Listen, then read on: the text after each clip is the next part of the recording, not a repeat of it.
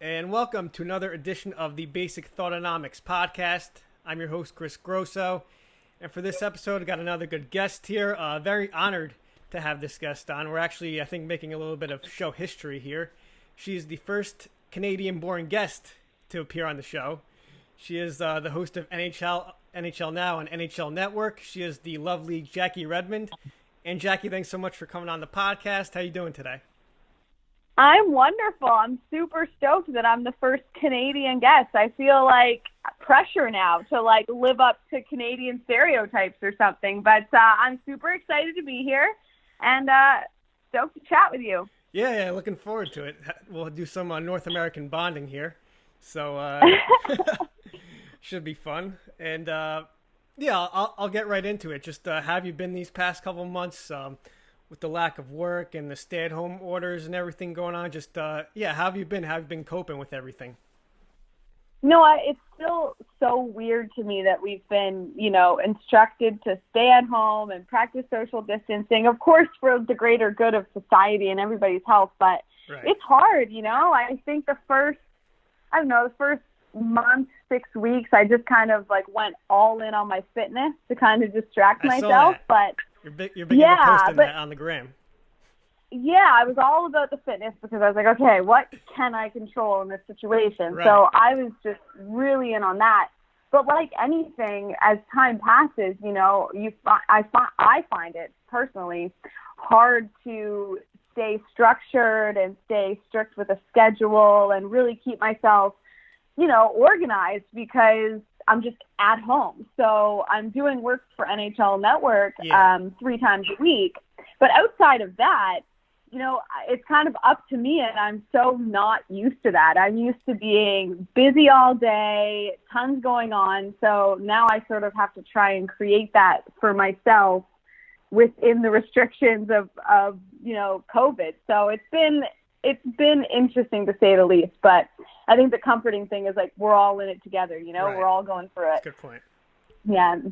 Yeah, no, I know for me personally, I just kind of try to look at the silver lining in things, look at the positives. I know, I've been trying to just, do new things, kind of take up new skills or new hobbies and try and learn something more. I've been reading a lot. I've actually been reading Harry Potter. I read all 6 books so far. I'm on the 7th. My sister just happened to have some when back in the day when she was in school. So I was like, why not try and read this? People are so into it. People love it.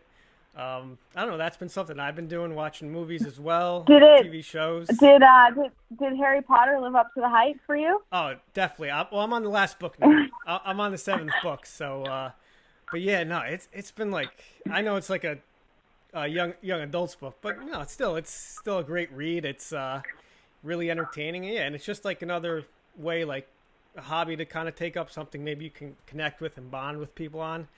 So, that's what I'm just trying to do. Just trying to take up new skills, try and learn new things. I wasn't sure if you would be into that because I know you're into self-improvement and things like that.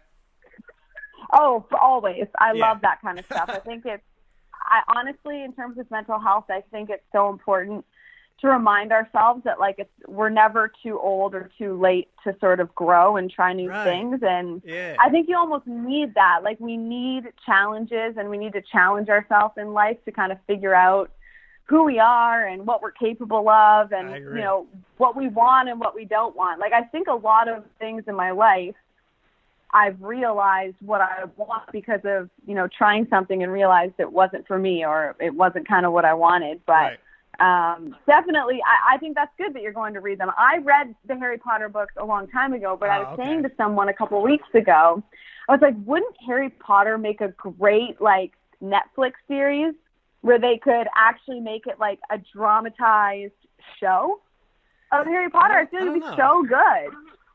I don't know if I could picture that, though. Doing it like a TV show, though. I'm trying to think. Yeah, because you're given, more time to tell a story, Yeah, I don't know. I can't say that one, to be honest. I think it could work. I think, if Harry Potter came out later, obviously it came out way before Netflix was ever a thing.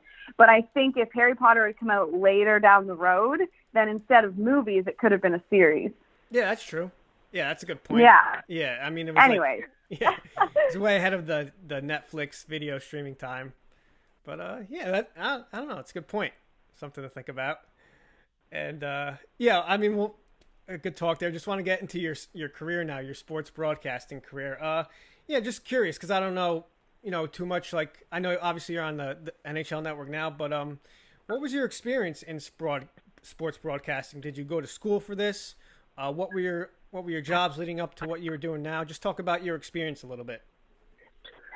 Okay, so I did go to school for journalism. So I have a degree in mass communications, and then I have a diploma in broadcast journalism.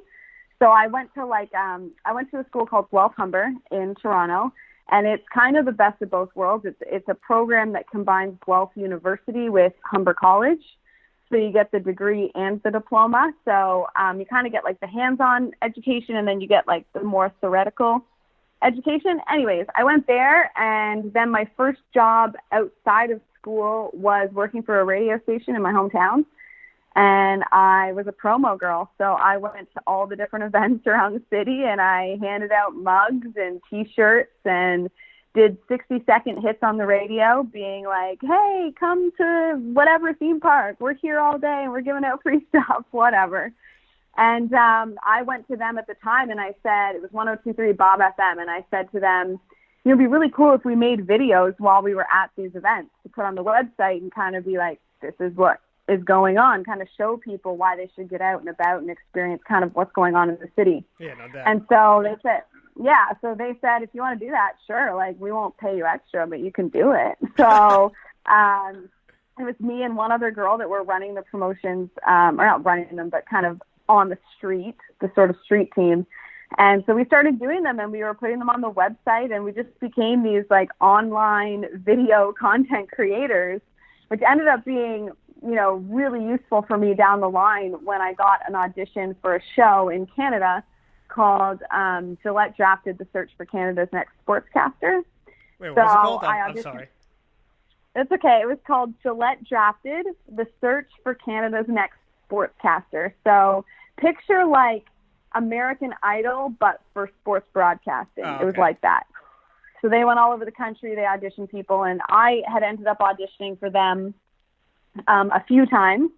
And I made the show. I made the top 10, and then I went on that show, competed against 9 other people, and then in the end, I won the show. And so when you win the show, Congrats. when you a while ago. Thanks. It was in 2011. So I won the show, and the prize was a 1-year contract to work at the Score Television Network, which was a sports broadcasting network in Canada. So that's kind of how I got in. That's how I got my foot in the door and got started. And a 1-year contract turned into another 1-year contract and another one after that. And then I guess the rest is history, as they say. But I will say, a lot of people think that when they hear that about me, that I won this contest and then like I was just on TV hosting shows, and it wasn't like that at all. I spent the first year in sports cutting highlight packs. So I was watching games, cutting plays, writing scripts for other on-air talent to read, and really kind of won the contest. Yeah. Wow. So yeah. Weird that you're still like kind of doing that stuff. Yeah, I had a really good mentor when I started out, and he was the VP of that network at the time, Greg Sansoni, and he kind of like, this will be good for you. I think it was the 3rd season that I had won. So they had been down this road with 2 other people before. And so he thought, I think it'll be good for you to kind of be in there putting highlight packs together, like really experiencing what an entry-level position would be like at a sports network. And so I did that. Take a step back almost like that a little bit. Yeah, it kind of felt that way at the time too. But I'll say this, like cutting highlight packs and watching 5 games at a time and trying to rush to get these highlight packs ready in time for the shows is probably some of the most fun I've ever had working in sports. And honestly, probably the most knowledgeable I've been, just because I was constantly consuming so much that I just think I got smarter and more knowledgeable, certainly about sports that I was less familiar with, like soccer. Like I never watched soccer, and then I had to cut these soccer packs. Yeah, so for me, it was like, oh gosh, how am I going to cut this soccer highlight pack? I don't know anything about soccer. But then, you're in there and you're working and you figure it out and you kind of learn what you're capable of. But that's kind of what I started out doing. And I covered everything for the Score, from WWE wrestling to international swimming to Canadian. Okay, yeah, I covered the WWE for like 7 years. Yeah, I think I saw on you interviewed Roman Reigns. I think I saw on YouTube, right? Yeah, there's a few. I also interviewed Bailey. I had a little rap duet with Bailey at one point in time. But yeah, I did. Oh, yeah, you can find it. We rapped. I think we rapped "Real Slim Shady," maybe. Oh, but anyways, she's a huge rap fan, so her and I mean, it's the footage is highly embarrassing, but that's fine. I kind of made a career out of embarrassing myself. But I hosted a show called Aftermath, and we were on. Our time slot changed a lot, but we used to be on right after SmackDown, and we would it was like an after show. We just talked about wrestling, and I got to go to WrestleMania, cover WrestleMania, SummerSlam, all that good stuff. Oh, wow. So I'm very familiar. Oh, wow, yeah. I didn't know you that much into it. Or like, oh, yeah. I've interviewed Triple H, The Rock, you name it. What? I've interviewed them all. Oh, yeah. Man. Oh, yeah. The Rock, I'm so jealous. He's like my dream so cool. interview. You know what's great about him is when you're about to meet someone like that. And when I was in like grade school, I loved wrestling, and it was at the time when it was like The Rock, the Attitude Triple Era? H, Stone Cold, Attitude Era, big time. Me too. Yeah. And so when I went to interview The Rock, it was the first time I think in sports where I was actually a little bit weirded out. I was like, oh my gosh, like I'm going to interview The Rock. Yeah. This is so weird. And he was so incredibly down to earth and nice. It was unbelievable. So he's one of those people that lives up to his reputation, which is nice. Yeah. Oh my God. Yeah. He'd be my dream interview. And yeah, that's awesome how he's such a nice guy. I played rock, paper, scissors with him at the end of my interview. That was my close. I was like, I can't interview you and not play rock, paper, scissors. He was like, all right. Because of his name, The Rock? Is that the reference to the name? Mm-hmm. Of course. Well, that's why I wanted to play rock, paper, scissors. So. Yeah, I wouldn't have thought of that, but yeah, that's pretty creative, pretty unique. What was your? I'm sorry, I kind of interrupted. Then how'd you you were working at the Score? Then how'd you get to NHL Network? Okay, so I was at the Score, and while I was there, the Score got bought by SportsNet. And so I ended up being acquired by them, and I hosted a bunch of shows for them, the wrestling show, a countdown show called Misplays of the Month, and a bunch of other things. But I was always trying to cover hockey. That's always what I've wanted. I know that's your sport. Yeah, that's my wheelhouse, right? So I played hockey growing up. I've always been a diehard hockey fan. And so in Canada, hockey is the holy grail of covering sports. I mean, that's the top, So I covered the American Hockey League for a little bit, covered the Toronto Marlies, did a bunch of those sorts of things. And no matter how high I sort of climbed the ladder at SportsNet, I worked with the Raptors, the Blue Jays, the Leafs a little bit, but I was never sports specific. I did highlights on the weekends, and I did a blooper show called Misplays of the Month where I incorporated some of those teams to help co-host. Anyways, I really wanted to cover hockey, but there just wasn't an opportunity for me there, and that became more and more clear the older I got and the longer that I worked there. And so for me, I was presented the opportunity to audition for NHL Network and MLB Network, and I went and I did it, and they told me about the show and they offered me the job. And I remember it being a very hard decision because I was doing really well at SportsNet at the time. And so I remember talking to my dad, like, I don't know, what if I go to NHL Network and it doesn't work out and all this stuff. And my dad said to me, right? Well, you move your whole life. Yeah, you move your whole life. You give up everything you have, right? Like at the time, I was hosting 7 different programs on SportsNet. Oh, wow. And so I was doing very well for myself. And so I was afraid to leave that. And my dad said to me, well, look at it this way. If you wake up 2 years from now and you're doing exactly the same thing that you're doing right now at SportsNet, how will you feel? And I said, I'll be upset because I had a goal in mind, right? And so once he asked me that question that way, it kind of sunk in for me that regardless of how it works out, I kind of have to go for it, because I was being offered the chance to host a 2-hour daily hockey show. Yeah. So that's something I'd never done in my career before. So I was like, you know what, I got to do it. And now I look back at that decision and I'm like, you idiot. It was so clear that you should just take the hockey show. Like, I just knew. Yeah, revisionist history. It's like. Yeah, hindsight's 20/20, but I think, I knew deep down that I couldn't be the countdown girl forever. It was a great show. I loved that show. I helped build that show from the ground up. But at some point you have to grow, right? And we kind of touched on that earlier in the conversation. And so it was bittersweet, but I'm definitely happy with the decision. And that's how I ended up at NHL Network. Yeah, it took a risk, and that's what you got to do. You got to jump out of your comfort zone, do things that scare you, and certainly has paid off for you. And I just want to talk about your personality a little bit now. Kind of touched on it a little bit before. Sure. And, I see from social media, I mean, I have to admit, I'm not a big social media guy. It's more for the sociological stuff. And I think a lot of people do it for likes and views and whatever. But, I mean, it's good to use it for your platform, which you do. And, you're big into being yourself and self-improvement and self-confidence and getting better. Where did that come from? Were you always that kind of person, or did that maybe develop a little later in life? If you could expound on that. I think for me, when I started this journey back when I applied for college and I wanted to take journalism, and, I think everybody that does that deals with someone in their life, whether it's a parent or a friend or the parent of a friend, that's like, what are you going to do with a journalism degree? And you're like, well, hopefully journalism. So I think when I made that decision way back when, I knew in my heart that it was because I just wanted to go for it and see how far I could go. What am I really capable of? How hard can I push myself, and how far can I go in this business?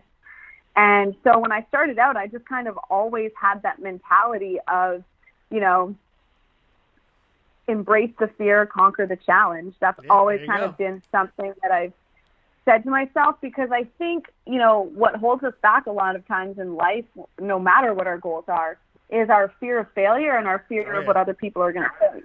I agree. And it's something that we all share, and I feel those things. When I post a video or I say something on the air or I make a joke, I have those fears that people will think it's dumb or that I'm not good at what I do or whatever it might be.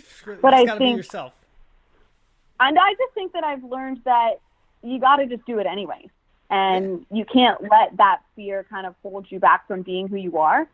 And when I first started out and started dealing with, when you're on the air, you have people that love you and you have people that aren't so big of fans of you, right? That don't really like you. And I remember my dad saying to me my first couple years working in sports, Jackie, if you're going to do this, would you rather just put yourself in a box and be what people expect you to be, or do you want to be yourself and whatever happens, happens? And ever since then, I've kind of had the mindset that if I'm going to go for it, I'm going to do it being me. And if I fail, at least I fail being true to myself, if that makes sense.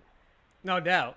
Yeah, and it sounds like your dad was really important, in terms of, giving you advice and motivating you. I mean, that's really important, I feel like, to have that support staff, that people that really believe in you. Yeah, and, my dad, my relationship with my dad is a big reason why I am a fan of sports to begin with. I played sports growing up and I watched sports because of my dad, but when I was, 8 or 9, and I wanted to start staying up later after games were over, my dad would listen to those sports talk radio call-in shows with me, and where people would call in after the game and be like, why did they take so-and-so off the power play? What do you think of that? I think you should be on the power play. And the callers would call in and ask their questions, and then my dad would ask me what I thought. He would have the conversation with me, whatever it might have been.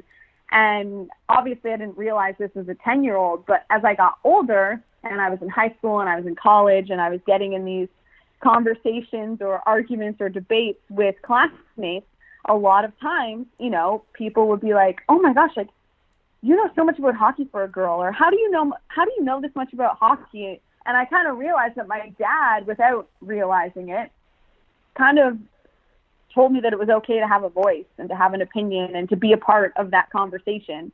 And so I was never more comfortable in high school than when I was talking about hockey, ever. Yeah. And so it's because of him. It's because of my friendship with my dad and our bond that dates back to me being really young and just hanging out with him and talking about the Toronto Maple Leafs and the Toronto Blue Jays. So his influence, you know, can't be understated, that's for sure. Yeah, no doubt. And kind of fitting being that Father's Day was yesterday, so big shout out to Mr. Redmond there. Devo. Yeah. And what are your goals and aspirations? You've obviously made it very far thus far, but do you have other professional or personal goals you're still looking to achieve, of a standpoint of maybe making more income, or is there anything else you want to devote a lot of your time and energies to? I see you're very active on YouTube, and that's what I like about you. It's you're always trying to do more stuff, with your hashtag what segments with Julie Stewart-Binks or Lauren Gardner, which I liked. I think they're really cool, really unique, and I know you also used to do the podcast as well, which I also wanted to talk about. Your podcast with Sophia. I thought that was really good. But just what are your do you have other goals or ambitions, or you like what you're doing now? I love what I'm doing right now. I mean, I love working with EJ. I think we have a very unique show. Yeah, I think we have a super unique show, and I love going to work every day and working with him. He is one of the greatest people that I have ever encountered in this business. I can't say enough about him. We have a blast, and I think, you know, we work very well together. So I love our show, but I have always been the type of person that I constantly have goals in mind and things that I want to achieve and challenges that I want to see if I can, you know, overcome or succeed at. So one thing I've always wanted to do, I think it's on most sportscasters' bucket list, is cover an Olympics. I've always wanted to cover an Olympics. So that's something that I definitely want to do. And I know you mentioned the YouTube thing. For me, people don't know this about me, but I actually really love editing. And so YouTube is a way for me to, you know, share my opinion, have a voice in a sort of unfiltered platform where I can kind of say what I think and have fun, and there's no restrictions to time or commercials or any of that stuff. Right. But I also just really like editing those videos, and I think YouTube is a own? great place. I do, yeah, wow. Yeah. So YouTube is a scary place, but YouTube, it is. But you know what? I kind of am like, you know what? Why not build my own YouTube page where I can put whatever type of content I want on there. And if people want to watch it, they can. If they don't, that's great too. But at least I'm creating. I have always been a creative person. And I think part of, you know, being quarantined and dealing with COVID that's been the hardest for me is feeling like I didn't really have an outlet to be creative. And so YouTube sort of became that place, even though the majority of the videos I've put on YouTube in the last 3 months haven't had anything to do with sports. They've been more vlogs, if you will. But it's therapeutic for me to be able to sit with some content in front of a computer and edit it together and have fun with it and see what kind of story I can tell. So that's something that I'm passionate about, and I'm hoping to continue to post on YouTube. It ain't easy though, so to all the YouTubers out there that post every week or every day, I don't know how they do it, but I have a lot of respect for them. And if I was just starting out right now, I would be on YouTube 100%. I wish that I had thought to go on YouTube when I was graduating college, because I think it's a great place to, you know, I think a lot of people go on YouTube and like, I want to make it, you know, I want to get YouTube famous. But aside from that, I mean, you could get really great experience just being comfortable on camera, editing clips together, figuring out who you are in front of a camera. And some people have to do that on live television, like myself. And other people, you know, can cut their teeth and figure it out on YouTube. And I think it's a great resource for that. I think it's a great place to learn, you know, what your brand is and who you're going to be with whatever kind of content you're creating. So I'm big into YouTube, and I've always said that one day I want to write a book. Okay. So get started. You got time. Yeah, I mean, writing a book doesn't seem like an easy thing to do, but it is something that I've just always wanted to be able to say, like, I wrote a book. Right. So one day, hopefully, I will set the time aside and be able to take pen to paper. And wanted to talk about, like I said, you were in the podcast game a little bit. Like, I really enjoyed that. I went back and listened to some of your episodes with Sophia Jurksztowicz, the Jack and Soph Podcast. I apologize if I pronounced that wrong. Listen, everyone butchers her name. Yeah. She works for NESN Now and covers the Bruins. Okay. And one of the first pieces that she did was getting the Boston Bruins to try to pronounce her name. And they all butchered it, I think, except for maybe like Pasternak got it. But everybody else butchered it. So she's used to that. But yeah, Soph's great. And her and I started at the Score at the same-ish time. So we go way back. So how do you actually pronounce her last name? Jurksztowicz. Oh, okay. So it's the silent J with a Y there. Yes, exactly. Yeah, but I went back, listened to it. Like you guys sounded really good, really confident. There was good chemistry there. It sounded like you guys were obviously very passionate about what you were talking about. Yeah, I would just encourage you to, like, I don't know why you guys stopped, but maybe start that up again, if you could. So, I mean, her and I have talked about this a million times over, and the reason that we stopped was because she got a job with NESN. I'm obviously in New York, right? And so Yahoo Canada was the sponsor of that podcast, and Soph would go to their studios in Toronto, and I would be in New York, just with my own makeshift setup. And so when she got the new gig in Boston, just logistically didn't really make sense. But we had a blast doing those videos, and that podcast was born out of an Instagram idea when we were doing videos on Instagram together when I was still in Toronto, and then I got the job in New York and I moved, so we couldn't do the videos anymore. So it was quite a journey for Soph and I, but her and I have been through a lot together. We've competed for the same jobs. We've both lost out on jobs together or to each other. Like, her and I have really been through thick and thin in this business, and we're still friends, and we're really close, and we support each other. And I think it goes to show that as cutthroat as the business can be, it is possible to maintain friendships as competitive as it might be. We've definitely been through a lot together, and she's amazing, and I'm so happy for her because she's wanted to cover hockey forever as well. And it took a while for her to find her perfect fit, but she seems to have found it with NESN covering the Bruins. So I'm super stoked for her. And anybody listening to this that doesn't know who she is should definitely go look her up. No doubt. Yeah. And that's, just good perspective there. Just how you, even though you went for the same jobs, you still supported each other. Definitely kudos to you on that. Yeah, I think, with her and I think we both just realized that, we're going to go for some of the same jobs because it's just the nature of the business, especially in Canada where it's much smaller. And it really has nothing to do with our friendship or me or her. It's whatever the person that's making that decision thinks. And it's super subjective and has nothing to do with our friendship. So we've always just in the past looked at it that way and have been fine, I think, because of that standpoint of, it's not about me, it's not about her. We're not the ones making the decision. Right. This manager or this producer or whoever it is the one making the call. So why would we fight over it? It almost seems silly when you think about it, right? Yeah. Yeah, and that's how you got to look at it. And it sounds like you guys looked at it from a good perspective. And just going back to the podcast, I'm sorry, I got to bring this up. And I'm sorry, I got to disagree with you on here and call you out on this. But you gave absolutely like ludicrous, I don't know, it's not a take, but experience. But you were talking about how for Christmas you had this tradition where for your presents, like the ones from your family would be gift wrapped and everything, and the ones from Santa weren't. And I'm just flabbergasted by that. That's ludicrous. I don't know. So, I never heard of that before. When we posted that episode, we put a poll on Twitter. Yeah. And it got so heated in the replies about this situation. Now, I am not a weirdo. There are a lot of people out there that grew up the same way.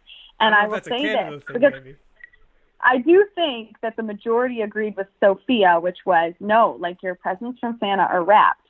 Yeah. However, if you watch the movie, and it's a classic, The Santa Claus, with Tim Allen, I believe, right? Yeah. You'll notice when he delivers the presents, they are not wrapped. So I'm just saying that I think there is a large portion of the population that does not have their Santa gifts wrapped when they arrive. I think that's got to be a Canadian thing. At least I haven't heard about it in the U.S. I don't know. Well, maybe when you post this podcast, people can let us know what they think. No, I don't have as near a biggest following as you, but yeah, I'll get some feedback, but on a much smaller sample size. So I'll look into that when we're done talking. Fair enough.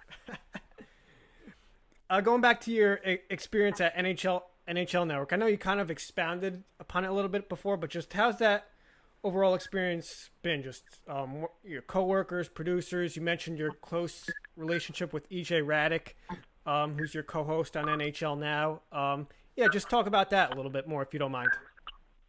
Sure. I think that the best thing about that particular show is that we are encouraged to be ourselves. And if we have ideas, we can pitch them in our show meeting, and it never feels uncomfortable or like it's not my place. You know, I am an on-air talent. We have producers for a reason, and we have great producers. But we have people at NHL Network that when you bring them idea, they don't shut it down. They work with you to make it happen. And, you know, there's a lot of great things about working in sports, but there's also sometimes, you know, situations, and it's happened to me in my career in the past, where, you know, people want you to stay in the box and don't show too much personality, just kind of, you know, be a traditional host, which is fine, but it's not me, right? So for me, I think the greatest thing about the show is that I have a team behind the scenes that supports me being Jackie, and I have a co-host in Hradek who has been covering this game for so long. He is so well connected. He is so knowledgeable, not just about the game of hockey, but about the business of hockey. And he fully supports everything that I want to do. You know, he supports when I want to do crazy, weird, funny segments, and he supports when I want to say something that I think is important or give my opinion. You know, I think on-air relationships are so important, and they can make or break a show, especially in a talk show type setting. And I feel lucky. I feel fortunate that I have someone next to me that respects me as a colleague and who thinks that my voice has value and that he wants to support me in using that voice on the platform to be a female in hockey that isn't afraid to say what she thinks or disagree with him. And we've disagreed on the air, and it's never, ever been an issue. He's always been so great. And I just think it's he's had such a positive impact on my view of media just because of how supportive he has been. So I could talk all day long about Hradek. He is an incredible human being. He's so easy to work with. And I think it makes the show better that we are genuinely friends outside of the show. So he's been great, and I cannot wait to actually be back doing shows in person with him, which hopefully will be soon. But I mean, I have no idea. We'll see. We'll see how the next few weeks goes, I guess. Yeah. And going back to like your relationship with him, you could clearly see that, like, that chemistry on the air, how much fun you guys are having. And how's EJ doing during this time? Is he just like dying, missing the game? How's he getting through this? Well, he wants hockey back. There's no question about that. But now that the weather is nice, at least, and he can get some golf in, I know he's been doing a lot of golf. Yeah. So like now that he can golf, he's handling it a little bit better. But I know he wants to see hockey back, and hopefully, you know, we can figure this thing out. I know COVID's a big part of it, and nobody knows what's going to happen with that. It's but crazy. We'll see if the league can figure it out and come up with a way. But things are looking positive so far. So here's hoping it continues to trend in the right direction. But yeah, EJ will be okay, but he'll be better when hockey's back. Yeah, I think we'll all be better once we get sports back. Hopefully, basketball, hockey, baseball. But I don't know. I'm a little concerned because it's like the COVID numbers are going up. It sounds like, especially a lot of athletes too are getting them more. So yeah, I think too though, like it's obviously not good to see some of the numbers in some of the states that are really just going in the wrong direction. Yeah. But in terms of the athletes that are testing positive, I think too, like I think the leagues, not just the NHL, all the leagues are kind of expecting there to be positive results just as they get set to kind of enter these bubbles. So hopefully, they can figure out who's testing positive, get them quarantined, and then get everyone in the bubble in time for training camp and the playoffs whenever that starts. But yeah, I guess we'll just see how it plays out. I have no idea. It's been crazy to try to keep up with everything, like every day I'm just like, okay, what's happening today? Right. But yeah, we'll see. Hopefully, like we said, we get that stuff back. And just going back to you again, I'm always curious when I have guests on. I always forget to ask this question, though, but if you weren't a sports personality or sports broadcaster, what would you be doing for a living? Oh, my God. What would you want to do? I've been asked this before, and I just have no freaking idea what I would be doing if I wasn't doing this. I'm serious. I really don't know what I would be doing. I feel like I am doing what I'm supposed to be doing, and in terms of, like, I just could never see myself doing anything else. But I guess. Well, what are you good at? What are your strengths? This is what I'm good at. I'm just talking about hockey and putting on a show. But I don't know what I would be doing. I've always really enjoyed writing. I don't write very often, but when I was younger, I used to write a lot. So I could maybe be a writer. It would have to be something creative for sure, just because that's who I am as a person. So, yeah, I don't know. Maybe I would just travel around in a van and write about the world. That'd certainly be a unique I have no experience. idea. Yeah, just always just curious that question, though. But, yeah, I think that hits on everything I wanted to get to. Yeah, just really enjoyed having you on, Jackie. Enjoyed talking about your experience and your mindset, your goals and everything. And yeah, I'm glad that's why I had you on. I feel like you're very confident, have a great personality, and it was good talking to you. Thanks so much for taking a few minutes. Well, listen, thank you for all those kind words. That's very nice of you to say. I appreciate you having me on the podcast. I hope you enjoyed it. Oh, definitely. I don't know. I feel like, yeah, it's like quarantine's weird. I don't even know how to gauge anything anymore. But it was a pleasure talking to you, and I hope you enjoy that last book of Harry Potter. Yeah, I'm like 300 pages in, so got 400 more to go. The last one's huge, isn't it? The what?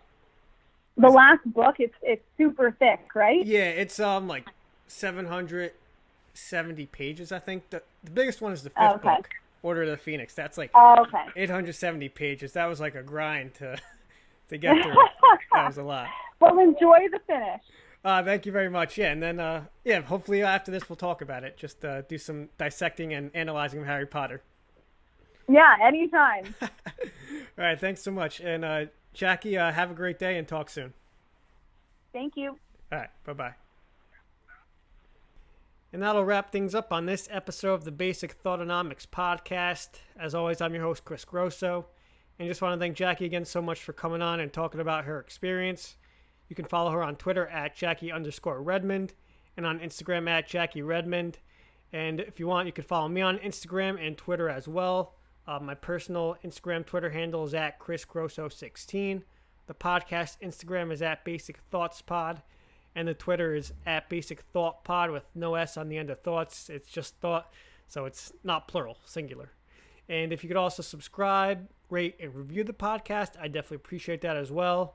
And thanks, guys, and hope you have a great rest of your week.